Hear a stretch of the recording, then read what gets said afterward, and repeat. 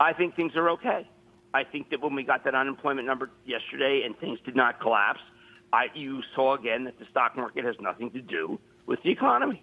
It doesn't.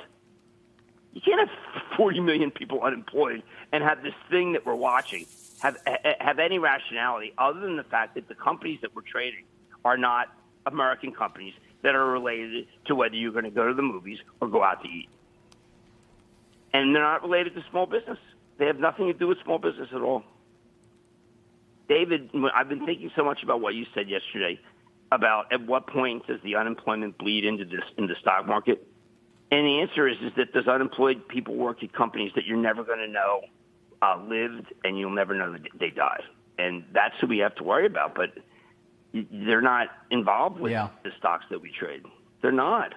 They may not be, but eventually their spending, Jim, eventually their spending creeps into things. I mean, one would think if you're a client of Microsoft and you're, or a client of any of these companies that are doing particularly well, you'd still think those companies that rely on consumers spending might ultimately be impacted if that spending does start to finally decline as a reflection of a continued extraordinarily high unemployment rate. The banks.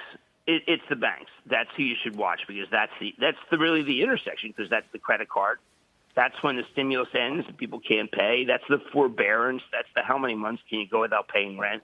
That's where we have to watch. I think the battleground for this stock market, if you had to distill a stock market, it's not an NVIDIA, it's Wells Fargo.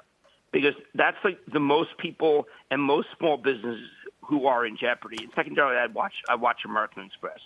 Those are two stocks that might actually reflect the real economy. Now that even the cruise ships don't. Now that even travel and leisure people are talking about flying. But those two stocks are measures of credit.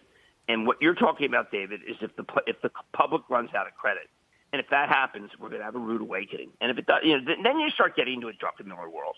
We're not there though, because right now everything's being kept aloft by the Treasury, by the Fed, by unemployment benefits, by Congress, doing another $3 trillion stimulus. You're keeping aloft the credit card owner because the credit card person who's been laid off doesn't want to pay that bill, and you're keeping aloft all the REITs. That we know are in jeopardy, which is just a gigantic part of the economy.